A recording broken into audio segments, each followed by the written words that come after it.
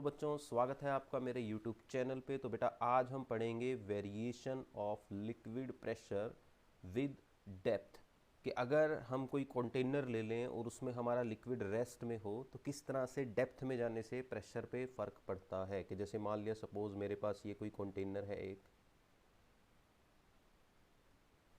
ठीक है।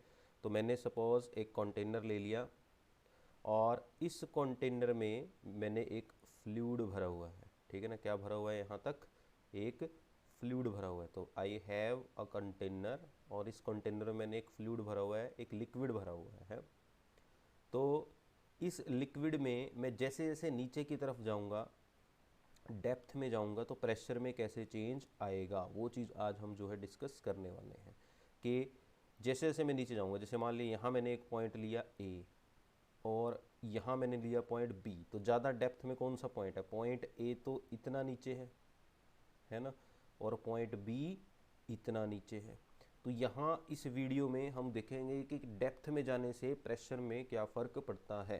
कि ए पॉइंट पे और बी पॉइंट पे अगर मैं कंपेयर करूँ तो कहाँ प्रेशर ज़्यादा होगा। ऑब्वियस सी बात है, जितना हम नीचे जाते हैं वहाँ प्रेशर ज़्यादा होता जाता है। इस चीज़ को हम आगे कन्फर्म भी करेंगे, क्लियर भी करेंगे। Pressure at point B will be greater than pressure at point A. किसी भी कंटेनर में बेटा, किसी भी लिक्विड में जब हम नीचे जाते हैं तो डेप्थ के साथ प्रेशर इंक्रीज होता चला जाता है। इस चीज़ को हम यहाँ पे आज देखेंगे और और मैथमेटिकली इसका प्रूफ भी निकालेंगे, कितना डिफरेंस आता है प्रेशर का किसी भी दो पॉइंट्स के बीच में लिक्विड में, वो चीज़ हम यहाँ पे देखने वाले हैं। तो चलिए शुरू करते हैं आज का टॉपिक। तो इसके लिए हम मान लेते हैं बच्चों एक कंटेनर के, सपोज़ ये मैंने कोई कंटेनर कंसीडर कर लिया जिसके अंदर हमारा जो लिक्विड है वो रेस्ट में है। तो दिस इज़ अ कंटेनर, ये कंटेनर है और इस कंटेनर में हमने यहाँ तक लिक्विड भरा हुआ है। क्लियर है बच्चों, यहाँ तक हमने क्या भरा हुआ है, लिक्विड। अब मुझे वेरिएशन निकालनी है प्रेशर की, तो मैं कहीं पे भी कोई दो पॉइंट ले लेता हूँ। सपोज़ एक पॉइंट मैंने यहाँ पे कंसीडर कर लिया, ये एक पॉइंट ये कंसीडर कर लिया मैंने ए, और एक पॉइंट बच्चों मैंने ये कंसीडर कर लिया बी। अब मुझे निकालना है कि इन दो पॉइंट्स पे प्रेशर में कितनी वेरिएशन आ रही है। तो इसके लिए मैं अपनी मर्जी से एक इमेजिनरी सिलेंडर कंसीडर करूँगा यहाँ पे, ठीक है, जिसका जो टॉप है वो पॉइंट ए से क्रॉस हो रहा होगा। तो हमने एक सिलेंडर कंसीडर कर लिया लिक्विड का, ठीक है, जिसका टॉप जो है पॉइंट ए से पास हो रहा है और जो बॉटम है वो पॉइंट बी से पास हो रहा है, ठीक है। तो इस तरह से मैंने क्या किया बच्चों, एक लिक्विड का ही सिलेंडर कंसीडर कर लिया जिसका जो टॉप है वो पॉइंट ए से क्रॉस हो रहा है और जो बॉटम है वो पॉइंट बी से क्रॉस हो रहा है। हमने माना फर्दर कि जो हमारा ये सिलेंडर है इसकी हाइट h है। सपोज़ कितनी है इसकी हाइट बच्चा पार्टी, सपोज़ h, ठीक है। फर्दर हमने ये भी माना कि इसका जो एरिया ऑफ क्रॉस सेक्शन है वो कितना है, a, मतलब इसके टॉप के और बॉटम का जो एरिया है वो a है। फर्दर अब हम कंसीडर करेंगे कि इस पर कौन कौन सी फोर्सेस लग रही हैं और कहाँ कहाँ से लग रही हैं। तो वो फोर्सेस यहाँ पे हम देखेंगे। तो चलिए, तो अब देखेंगे कौन कौन सी फोर्सेस इस पे लग रही हैं। अब यहाँ पे आपको पता है किसी भी कंटेनर को जब आप लिक्विड में डालते हो तो उस पर फोर्स लगती है, प्रेशर लगता है, ठीक है ना। बॉयंट फोर्स आपने 9th क्लास में पढ़ी है। तो यहाँ पे कहाँ कहाँ फोर्सेस लग रही हैं देखो। अब अगर हम इसके हॉरिजॉन्टल पॉइंट्स की बात करें, मतलब इसका जो कर्व्ड पोर्शन है सिलेंडर का उसकी बात करें, तो कर्व्ड पोर्शन पे हमेशा जो फोर्सेस हैं वो आपको सेम मिलने वाली। जैसे एक फोर्स यहाँ लग रही है कर्व्ड पोर्शन में, तो उतनी ही फोर्स यहाँ भी लग रही होगी अपोजिट। तो ये फोर्सेस एक दूसरे के इफेक्ट को क्या करेंगी, कैंसिल करेंगी। तो इसलिए इसका जो कर्व्ड पोर्शन है सिलेंडर का उस पर हमें नेट फोर्स और नेट प्रेशर जीरो मिलने वाला है सिलेंडर के ऊपर। क्लियर है ये चीज़, क्योंकि ये हमारा सिलेंडर है बच्चों। तो इस सिलेंडर पे मान लिया इस पॉइंट पे यहाँ जितनी फोर्स लग रही है इसके जस्ट अपोजिट इस पॉइंट पे भी इतनी ही फोर्स यहाँ लग रही होगी। तो ये दोनों फोर्सेस एक दूसरे के इम्पैक्ट को ख़त्म कर देंगे, जिससे नेट प्रेशर कितना हो गया, प्रेशर डिफरेंस दोनों पॉइंट्स का जीरो। तो इसलिए इसी तरह से कर्व्ड पोर्शन पे हम जहाँ जितने भी पॉइंट्स लेंगे हर पॉइंट पे हमें ऐसा ही मिलने वाला है, इक्वल अपोजिट फोर्सेज जो कैंसिल कर रही होंगी। ये चीज़ समझ में आ गई सबको। लेकिन टॉप और बॉटम, इस पे हमारे पास अलग अलग फोर्सेस लगेंगी। टॉप पे फोर्स कम लगेगी, बॉटम पे ज़्यादा लगेगी डेप्थ की वजह से। तो वो हम देख लेते हैं कौन कौन सी होंगी, उसको मैं ड्रॉ कर लेता हूँ। तो टॉप और बॉटम पे जो फोर्सेस लगेंगी बच्चों, वो थोड़ी सी अलग लगेंगी, वो देख लेते हैं। अब मैं पहले टॉप की बात करता हूँ। तो टॉप पे जो प्रेशर लगेगा, मान लिया वो कितना लग रहा है, P1। कितना प्रेशर लग रहा है टॉप पे बच्चों, P1। और बॉटम पे मान लिया कितना प्रेशर लग रहा है लिक्विड की वजह से, सपोज P2। और फर्दर जो P2 है it is greater than P1। आगे हम सॉल्व भी करेंगे इसको, ठीक है। तो P2 प्रेशर नीचे से लग रहा है, P1 प्रेशर ऊपर से लग रहा है, ठीक है। और इसके अलावा, ठीक है, ये जो हमारा कंटेनर है इसका खुद का कुछ वेट भी है, और वेट हमेशा कहाँ लगता है, डाउनवर्ड डायरेक्शन में। तो हमारा जो ये सिलेंड्रिकल सरफेस हमने कंसीडर किया है, इस सिलेंडर के अंदर जितना लिक्विड है उसका वेट कहाँ लगेगा बच्चों, डाउनवर्ड डायरेक्शन में लगेगा। और वेट किसके इक्वल होता है, mass into gravity, W is equal to mg, इतना ही होता है। तो अब अगर मैं यहाँ पे ध्यान से देखूँ तो कौन कौन सी फोर्सेस जो हैं लग रही हैं। सो कौन कौन सी फोर्सेस यहाँ पे लग रही हैं, फोर्सेस कौन सी फोर्सेस ले रहे हैं यहाँ पे हम, वर्टिकल डायरेक्शन वाली फोर्सेस। कौन सी फोर्सेस, वर्टिकल डायरेक्शन वाली। के वर्टिकल डायरेक्शन में कौन कौन सी फोर्सेस यहाँ पे इस पूरे सिलेंडर पे लग रही हैं। वर्टिकल समझते हो ना, वाई डायरेक्शन मतलब इस डायरेक्शन में लगने वाली फोर्सेस, नीचे या ऊपर। तो मैं लिख लेता हूँ कौन कौन सी है। नंबर 1 फोर्स आती है टॉप पे, force at top of the cylindrical surface, कि हमारा जो सिलेंड्रिकल सरफेस है इसके टॉप पे लगने वाली फोर्स, जिसको मैंने नाम दे दिया F1। अब ये फोर्स कैसे निकलेगी, बेसिकली ये हमारा सिलेंडर है बच्चों, ठीक है। तो इस पे इसका जो ये टॉप सरफेस है, ये जो इसका टॉप सरफेस है, इस पे फोर्स लगेगी ऐसे नीचे की तरफ F1। क्यों, इस प्रेशर P1 की वजह से। अब हमें पता है प्रेशर होता है फोर्स अपॉन एरिया। इस टॉप का जो एरिया ऑफ क्रॉस सेक्शन है बच्चों वो है A। तो यहाँ से फोर्स आ जाएगी प्रेशर मल्टीप्लाई बाय एरिया, यही आ जाएगी force, pressure multiply by area. तो यहाँ से फोर्स बच्चों हमारी बन जाएगी, फोर्स इज इक्वल टू कितना प्रेशर लग रहा है P1 मल्टीप्लाई बाय कितना इसका एरिया है, area of cross section A। तो ये फोर्स लगेगी, और ये फोर्स कहाँ लगेगी बच्चों, डाउनवर्ड डायरेक्शन में। कहाँ लगेगी, डाउनवर्ड डायरेक्शन में, ठीक है। इसके अलावा और कौन कौन सी फोर्सेस लग रही हैं बच्चा पार्टी, बॉटम पे भी लग रही है ना। Force at the bottom, force at the bottom of cylindrical surface, cylindrical surface, ठीक है। कहाँ पे, सिलेंड्रिकल सरफेस के बॉटम पे। अब जो ये बॉटम सरफेस है इस सिलेंडर का, यहाँ भी तो फोर्स लग रही है बच्चों, किसकी वजह से, प्रेशर P2 की वजह से। तो ये फोर्स मेरी आएगी F2 is equal to pressure P2 into area A।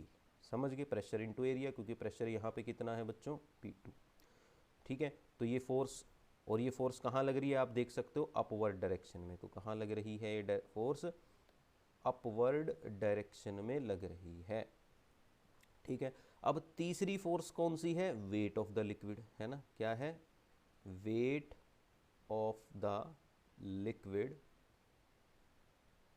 In cylindrical container. कि जो हमारा सिलेंड्रिकल कंटेनर है, सिलेंड्रिकल सरफेस हमने जो लिया है, ये कंटेनर जो हमने कंसीडर किया है, इसके अंदर जितना भी लिक्विड भरा हुआ है, इसमें जितना भी लिक्विड भरा हुआ है उसका वेट सारा कहाँ लगेगा, नीचे। और वेट किसके इक्वल होता है, W is equal to mg।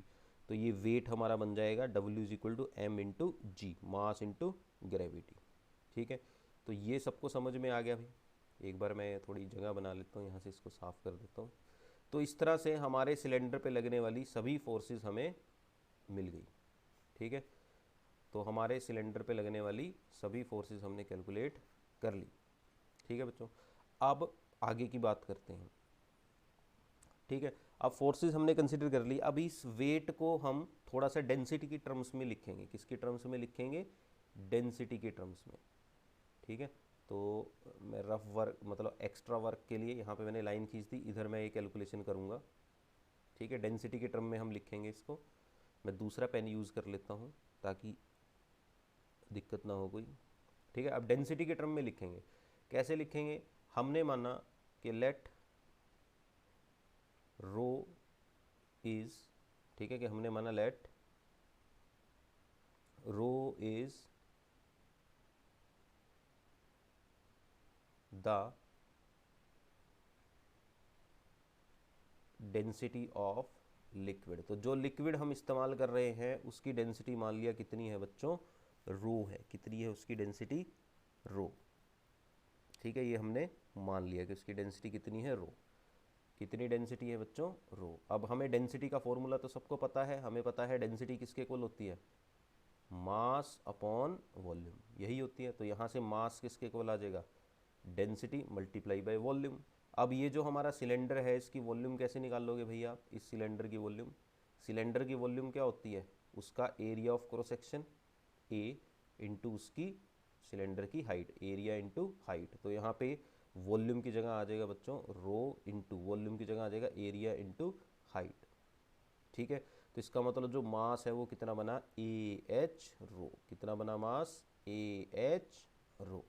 तो ये वाली वैल्यू यहाँ रख देंगे, यहाँ रखेंगे तो हमारे पास वेट बन जाएगा बच्चों, वेट यहाँ से बन जाएगा, m की वैल्यू रख दी A H rho multiply by G. तो वेट कितना आ गया? A H rho G. तो दिस इज द वेट। तो और वेट हमेशा कहाँ लगता है बच्चों? डाउनवर्ड डायरेक्शन में। तो ये वेट कहाँ लग रहा है? डाउनवर्ड लग रहा है, ठीक। तो इस तरह से हमारा जो कंटेनर है उस पर 3 तरह की फोर्सेस लग रही हैं। F1 फोर्स जो डाउनवर्ड डायरेक्शन में है, F2 फोर्स जो अपवर्ड डायरेक्शन में है, और वेट जो डाउनवर्ड डायरेक्शन में है, ठीक है। मैं दोबारा से रिक्रिएट कर देता हूँ सिचुएशन। तो लिक्विड के अंदर ये हमारा सिलेंडर था बच्चों, ठीक है। तो इस सिलेंडर पे जो वर्टिकल फोर्सेस अगर हम देखें, हॉरिजॉन्टल फोर्सेस तो कैंसिल कर रही थी ये वाली फोर्सेस, जो हॉरिजॉन्टल फोर्सेस हैं ये वाली, ये तो एक दूसरे को कैंसिल कर रही हैं, इक्वल और अपोजिट है, तो इसलिए इनको तो हम कंसीडर ही नहीं कर रहे, ठीक है। हॉरिजॉन्टल फोर्सेस को हम सिर्फ किसको कंसीडर कर रहे हैं बच्चों? वर्टिकल फोर्सेस को कंसीडर कर रहे हैं, ठीक है। किसको कंसीडर कर रहे हैं हम? वर्टिकल। तो वर्टिकल फोर्सेस कौन कौन सी लग रही हैं? देखो, एक यहाँ ऊपर लग रही है फोर्स F1 जो कितनी है? P1 इंटू ए। एक यहाँ डाउनवर्ड नीचे से लग रही है ऊपर की तरफ फोर्स F2 जो कितनी है? Pressure P2 into area A. Area को मैंने कैपिटल ए से रिप्रेजेंट किया है, मैं इसको कैपिटल ए कर देता हूँ, ठीक है। इसके अलावा इसका खुद का कंटेनर के अंदर जो लिक्विड है उसका वेट, ठीक है ना। जो वेट कितना है हमारा? mg, या m की वैल्यू रखने पे ये कितना बन गया था? ए एच रो जी, ठीक है। तो ये हमारी फोर्सेस हैं जो लग रही हैं। अब हमें पता है सिंस हमारा जो फ्लूइड है वो रेस्ट में है, सिंस फ्लूइड बोल दो या लिक्विड बोल दो, ठीक है ना। Since liquid is at rest, liquid is at rest, ठीक है। सो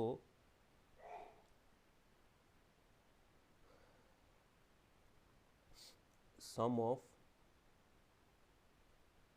upward forces, upward forces should be, should नहीं, must, sum of upward forces must be equal to the sum of downward forces. तो जितनी फोर्सेस ऊपर की तरफ लग रही होंगी टोटल ओवरऑल, उतनी ही नीचे की तरफ भी लगेंगी, तभी ये रेस्ट में रह सकता है ना, वरना तो हमारा सिलेंडर मूव करेगा। हमारा जो सिस्टम है वो इक्विलिब्रियम में है। किस में है सिस्टम हमारा? इक्विलिब्रियम में। इस पर नेट फोर्स 0 है, तो इसका मतलब ये सिलेंडर मूव नहीं कर रहा है। ये तभी मूव नहीं करेगा अगर इस पर जितनी ऊपर की तरफ फोर्स लग रही हो उतनी ही नीचे की तरफ। तो ऊपर की तरफ लगने वाली फोर्स है हमारी F2, और नीचे की तरफ लगने वाली फोर्स है एक तो F1 और एक इसका वेट। वैल्यूज रख लेते हैं। F2 की वैल्यू आ जाएगी P2 इंटू ए, इधर आ जाएगा ये P1 इंटू ए, और वेट की वैल्यू आ जाएगी एरिया ए। ये एरिया को ना बेटा कैपिटल ए से रिप्रेजेंट किया है मैंने, एरिया ए एच रो जी, ये वेट की वैल्यू आ गई। तो यहाँ पे ये प्लस का है, उधर जाके माइनस का हो जाएगा, तो ये बनेगा P2A minus P1A is equal to A H rho G, ठीक है।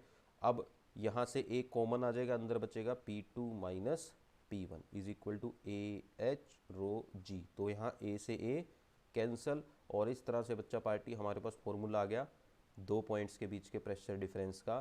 तो कितना प्रेशर डिफरेंस बना, P2 minus P1 is equal to H rho G, और यही हमें प्रूव करना था। तो किसी भी कंटेनर में किसी भी 2 पॉइंट्स के बीच का अगर मुझे प्रेशर डिफरेंस निकालना है तो वो किसके इक्वल होगा, उन 2 पॉइंट्स के बीच की डिस्टेंस जो कि आपकी डेप्थ होगी, जिसको हम h से रिप्रेजेंट कर रहे हैं।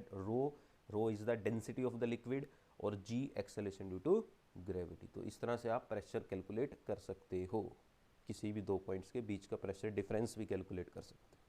तो क्लियर है, दोबारा से देख लो। तो हमने क्या किया था, एक कंटेनर लिया था, उस कंटेनर में हमने लिक्विड भर दिया था।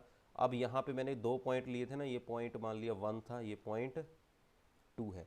तो इन 2 पॉइंट्स के बीच का जो प्रेशर डिफरेंस होगा वो कैसे निकलेगा, इन 2 पॉइंट्स के बीच में जो डेप्थ है, जो डिस्टेंस है h, ठीक है ना, तो इन 2 पॉइंट्स के बीच का जो प्रेशर डिफरेंस होगा वो इनके बीच की डिस्टेंस पर डिपेंड करेगा, h इंटू रो इंटू जी।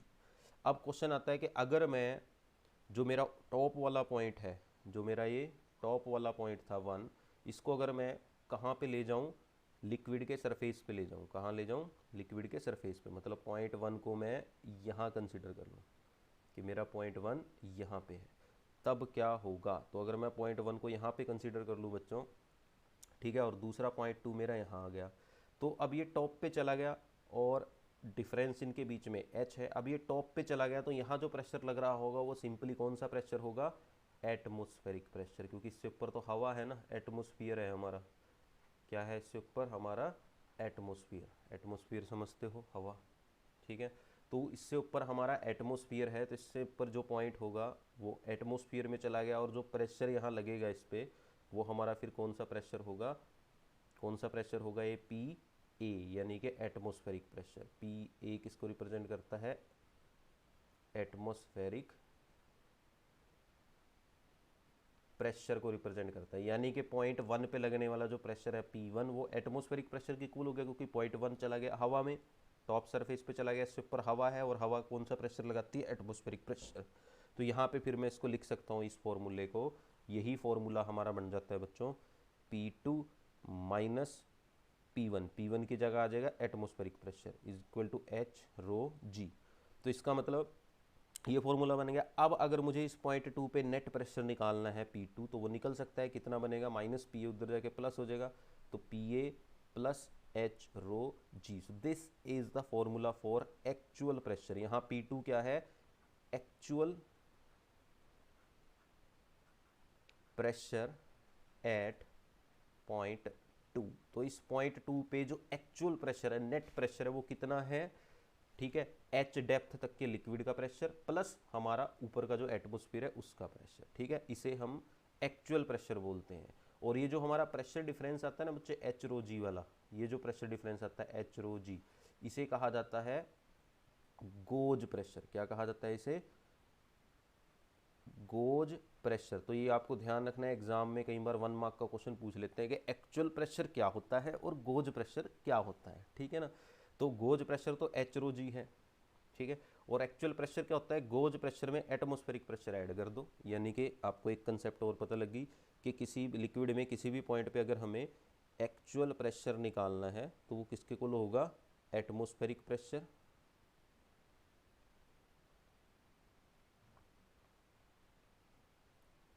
प्लस जो गोज प्रेशर है, ठीक है। गोज प्रेशर होगा लिक्विड की डेप्थ की वजह से। जैसे मान लिया आप, ये देखो ये कंटेनर है ना, मैंने यहाँ ये पॉइंट ले लिया ए, अब ये पॉइंट ए कितनी डेप्थ पे है, एच डेप्थ पे है मान लिया। तो अगर मैं कहूँ कि इस पर एक्चुअल प्रेशर निकाल लो, तो एक्चुअल प्रेशर क्या होगा, जो एटमॉस्फेरिक प्रेशर है, हवा की वजह से लगने वाला प्रेशर PA, प्लस इसकी डेप्थ कितनी है h, तो डेप्थ की वजह से लगने वाला प्रेशर एच रो जी, यानी कि गोज प्रेशर। तो ऐसे मैं लिख पाऊंगा इसको। तो क्लियर है, तो ये था कंसेप्ट प्रेशर का, variation of pressure. I hope आप लोगों को ये वीडियो अच्छी लगी होगी, टॉपिक अच्छे से समझ में आया होगा। अगर टॉपिक अच्छे से समझ में आ गया है तो जल्दी से कमेंट बॉक्स में ज़रूर लिखें, ठीक है ना, आपकी सपोर्ट बहुत ज़रूरी है। कमेंट बॉक्स में लिखें आपको टॉपिक अगर अच्छे से समझ में आया, कैसी लगी वीडियो। अगर आप ऐसी ही वीडियोस और भी चाहते हो फ्यूचर में तो वो भी कमेंट बॉक्स में ज़रूर लिखें। चैनल पे नए आए हो तो चैनल को सब्सक्राइब ज़रूर करके जाएं। Need your support. Thank you very much.